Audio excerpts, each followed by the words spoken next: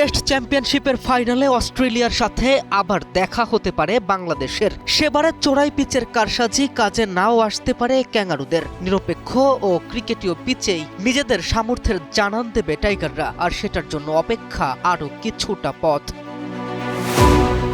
এখনো ফাইনালে যাওয়ার সম্ভাবনা পুরোপুরি মরে যায়নি বাংলাদেশের, বরং এখনো ভারত, পাকিস্তান, শ্রীলঙ্কার মতো দলের চেয়ে এগিয়ে আছে লাল সবুজের প্রতিনিধিরা। ফাইনালে খেলতে গেলে পরের ম্যাচগুলো একটাও হাতছাড়া করা যাবে না। বিশেষ করে ঘরের মাঠে ইংরেজদের আচ্ছা করে ধোলাই করতে পারলে পথটা সহজ হবে। সাথে উইন্ডিজদেরকেও হারাতে হবে 2-0তেই। এই 4 জয় বাংলাদেশকে নিয়ে যেতে পারে টেস্ট চ্যাম্পিয়নশিপের ফাইনালে। তবে এর বাইরেও আফ্রিকার মাটিতে তাদের বিপক্ষেই রয়েছে টেস্ট সিরিজ, আর সেখানে জয় পেতে পারলে তো কোনো কথাই নেই। তো চলুন দেখে নেই কোন দলের কতটা সম্ভাবনা রয়েছে ফাইনালে খেলার, আর কোন দল কিভাবে উঠতে পারে স্বপ্নের ফাইনালে।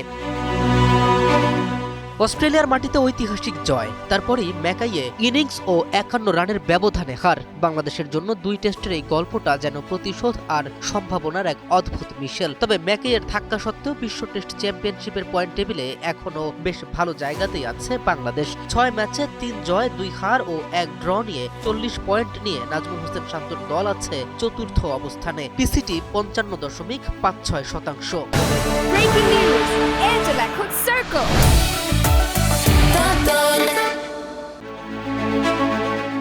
এবার আসল প্রশ্ন, লর্ডসের ফাইনালে যেতে হলে বাংলাদেশের কি করতে হবে? এই চক্রের 9টি দল রয়েছে, মোট 71টি টেস্ট। ফাইনালে যাবে পয়েন্ট শতাংশের সেরা 2 দল। জয়ের জন্য 12 পয়েন্ট, ড্রয়ে 4 এবং টাই হলে 6 পয়েন্ট।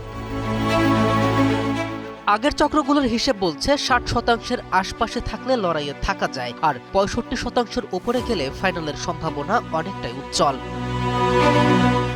বাংলাদেশের হাতে বাকি 6 টেস্ট। ওয়েস্ট ইন্ডিজের বিপক্ষে 2টি ও ইংল্যান্ডের বিপক্ষে 2টি, সবই দেশের মাটিতে। আর দক্ষিণ আফ্রিকার বিপক্ষে 2টি টেস্ট খেলতে হবে তাদের মাঠে।